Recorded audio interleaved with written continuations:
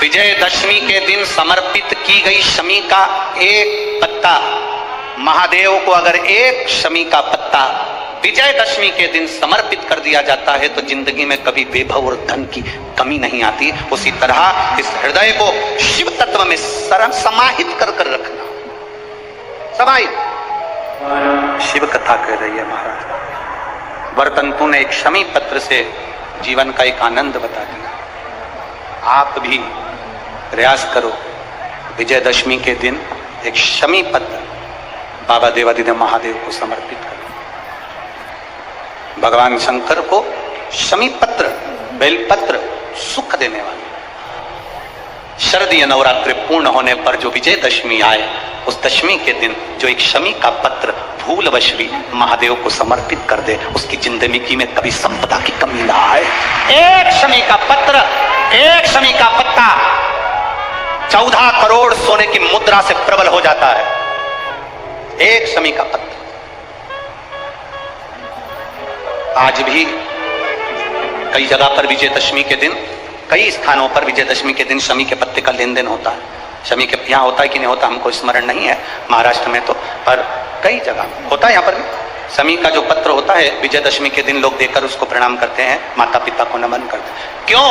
आप अपने बच्चे और आपसे पूछेंगे, आपकी औलाद आपसे पूछेगी, आपके आने वाली पीढ़ी आपसे पूछेगी, माँ ये कौन सा नाटक बनाकर रखा है तुम लोगों ने?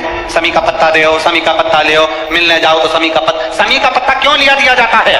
बच्चे पूछेंगे। आज की पीढ़ी बहुत प्रश्न करती है, उसको उत्तर देना पड़ेगा कि एक पत्ते में 14 करोड़ स्वर्ण मुद्रा का फल होता है।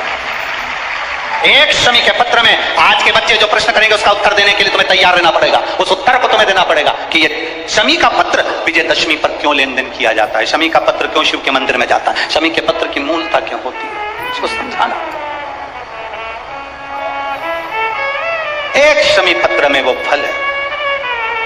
और केवल यही नहीं, शमी के वृक्ष के नीचे, बेलपत्री के वृक्ष के नीचे अगर भूल से भी बच्चा, बूढ़ा, कोई व्यक्ति एक पार्थिव शिवलिंग का निर्माण कर लेता है, भूलवश भी उस पे जल समर्पित कर देता है, भूलवश भी उसके भाव से पुष्प या शमी पत्र या बेलपत्र भी चढ़ा देता है, तो वो इस संसार में कहीं ना कहीं सुख भोगता ही है, उसके जीवन में दुख नहीं।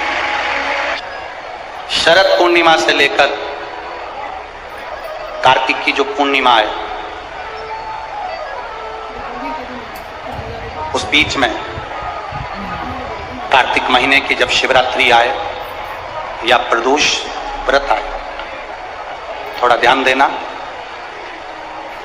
ये उन लोगों के लिए है जो 1 रुपए कमाते हैं, सवाया खर्च होता है, घर में जिनके संपदा जुड़ती नहीं, बीमारियों में पैसा ज्यादा जाता हो, या कहीं ना कहीं तकलीफें अपनी जिंदगी में आती है, उसके लिए शिव आराधना कार्तिक महीने की थोड़ा ध्यान से श्रवण करें। कार्तिक के महीने में पूर्णिमा से पूर्णिमा के बीच में जो सोमवार पड़े, प्रदोष पड़े, शिवरात्रि पड़े, प्रयास करना। अगर बहुत कष्ट की जिंदगी चल रही हो तो शिवरात्रि, प्रदोष और जितने सोमवार पड़ रहे हो कार्तिक में 4-5 जो सोमवार पड़े, उसमें एक बेलपत्र अशोक सुंदरी वाली जगह पर और शमी पत्र देवादिदेव महादेव के ऊपर, ये 2 जगह पर अवश्य चढ़ाएं। 1 महीने में जितने सोमवार पड़ जाएं और प्रदोष पड़े और मासिक शिवरात्रि पड़े, उसमें अवश्य चढ़ाएं। बेलपत्र कहाँ चढ़ाना है? जम के बोलो जरा। अशोक सुंदरी की जगह। और शमी पत्र कहाँ चढ़ाना है? देवादिदेव महादेव के। एक बार चढ़ाकर देखो, आपके जीवन का जो आनंद है, जो अपने हृदय की कामनाएं हैं, अपने हृदय के भाव हैं। कार्तिक का जो महीना है भगवान षडानंद कार्तिकेय जी के लिए मूल है। इस षडानंद कार्तिकेय जी ने जब तारकासुर का संहार किया था, तारकासुर को जब मार दिया था, तो 33 कोटि देवताओं ने षडानंद कार्तिकेय जी को वर प्रदान किया।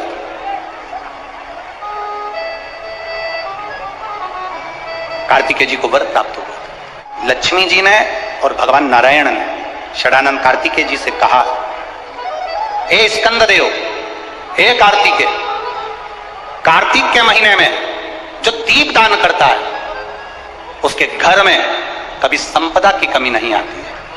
कार्तिक महीने के दीपदान की महत्वता जैसे ही लक्ष्मी और नारायण ने कही, तब ब्रह्मदेव प्रकट हुए और देवादिदेव महादेव प्रकट हुए मां पार्वती के साथ में, और ब्रह्मा जी प्रकट हुए मां ब्रह्माणी के साथ में। उन्होंने वर प्रदान कर दिया, षडानन कार्तिकेय भूलवश भी अगर कोई बेलपत्र और शमी पत्र दोनों एक साथ आपकी बहन अशोक सुंदरी और आपके पिता देवादिदेव महादेव को शमी पत्र जो समर्पित कर देगा, षडानन कार्तिकेय इस कार्तिक के महीने में देवादिदेव महादेव कहते हैं उसके यहां कुबेर का भंडार शिव भर दे। ये जो बेलपत्र है ये आप समर्पित करेंगे अशोक सुंदरी वाली जगह पर। कहां समर्पित करेंगे? अशोक सुंदरी की जगह।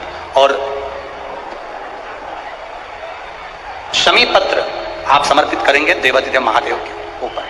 बस इसमें एक चीज का स्मरण अपने को करना है, जब अपन अशोक सुंदरी की जगह पर बेलपत्र चढ़ाएंगे तो ये डंडी का जो मुख है ये महादेव के जो खाली स्थान है, खाली वाली जगह उसे ओर होगा। शमी पत्र की जो डंडी का मुख है इसी की और जिस ओर तुमने बेलपत्र चढ़ाया है उसी ओर शमी पत्र की भी डंडी का मुख उसी ओर होगा। जहां पर आप बेलपत्र की डंडी का मुख रख रहे हैं उसी ओर शमी पत्र की डंडी का भी मुख उसी ओर होगा।